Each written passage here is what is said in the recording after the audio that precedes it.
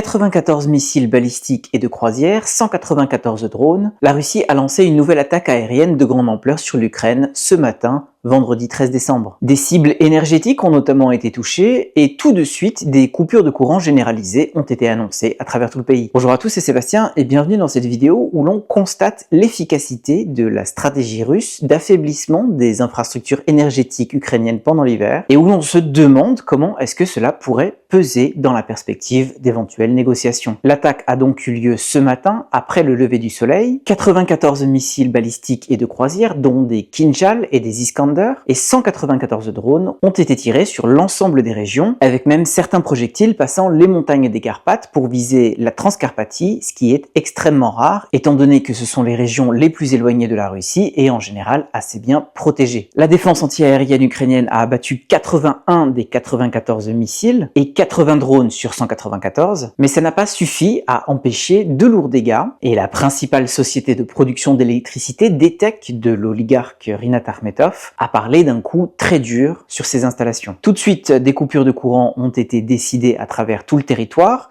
C'était déjà le cas avant, mais l'attaque de ce matin a encore compliqué la situation. Il faut voir que le réseau énergétique était très mal en point après les attaques de cet été, et on voyait bien qu'à la moindre complication, des attaques aériennes, des températures très basses ou une demande très haute, eh bien cela deviendrait très difficile. Maintenant, on y est. Avec les températures désormais négatives et des chutes de neige, c'est le moment pour les Russes de plonger les Ukrainiens dans le noir. À Kiev, la capitale, ça fait déjà un moment qu'on a au moins 3 coupures de courant par jour qui durent environ 2 heures chacune, avec le coucher du soleil qui est aux alentours de 17 h heure locale ces jours-ci, et donc on peut imaginer à quel point les soirées sont longues. Et puisque c'est si compliqué dans la capitale, on imagine la situation dans les régions. Je tiens à faire une remarque ici, pour l'immense majorité des Ukrainiens, le problème a trait à l'électricité, donc l'électroménager, la lumière, le Wi-Fi pour l'internet, mais ça n'a pas trait au chauffage, puisque l'immense majorité des immeubles d'habitation restent connectés à un système indépendant du système électrique centralisé, qui sont alimentés par des chaudières communales, et donc c'est seulement pour les bâtiments, les appartements ou les maisons qui sont passés à des systèmes individualisés que ça peut poser problème. Donc l'immense majorité des Ukrainiens est dans le noir, mais par contre, ils n'ont pas froid. C'est une nuance importante à comprendre. En tous les cas, ces problèmes d'électricité, ils sont suffisants pour nuire à l'économie et pour nuire à l'effort de guerre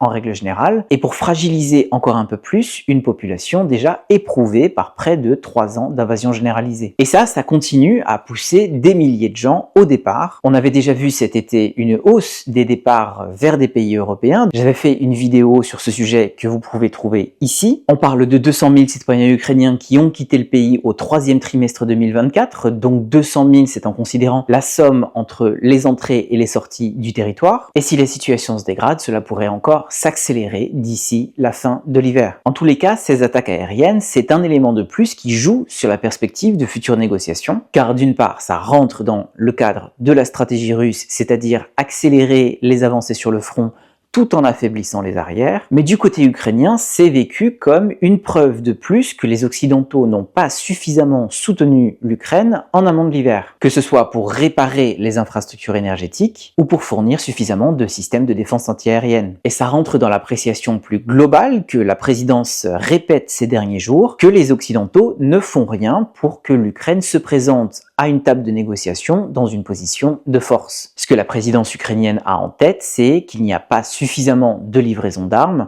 il n'y a pas d'invitation pour rejoindre l'OTAN et il n'y a pas de garantie de sécurité alternative qui soit suffisamment crédible. Et donc la présidence, en la personne en l'occurrence de Andriy Yermak, le chef de cabinet de Volodymyr Zelensky, eh bien il assure que Kiev n'a aucune raison de commencer des négociations en ce moment. Et Andriy Yermak, qui s'est rendu aux États-Unis la semaine dernière pour s'entretenir avec la future administration Trump, eh bien, il assure même que le plan de paix Trump, en fait, il n'existe pas encore. Malgré les assurances de Donald Trump et malgré le fait que la passation de pouvoir, elle est prévue pour le 20 janvier 2025, c'est-à-dire dans 5 semaines. Donc bon, quelque chose va se passer, c'est sûr, puisque Donald Trump n'arrête pas d'en parler et qu'il veut obtenir des résultats rapides sur cette question. Mais est-ce que ce quelque chose va aboutir? Ça, c'est une autre grande grande question, dans la mesure où personne n'a visiblement de solution arrêtée, où Kiev estime que les conditions ne sont pas réunies pour négocier, et où la Russie, de toutes les manières, n'est pas tant intéressée par une négociation sur les lignes actuelles que par une capitulation de l'Ukraine. Donc on va voir si quelque chose va émerger au fil des prochaines semaines, mais en tout cas, beaucoup va dépendre de ce qui se passe sur le terrain, évidemment sur le front de l'Est, dans les directions de Pokrovsk, Kurakhove, Velika, Novosilska, mais aussi de ces attaques aériennes et de l'état de l'Ukraine en janvier. Merci d'avoir regardé cette vidéo jusqu'au bout, je file et je vous retrouve demain.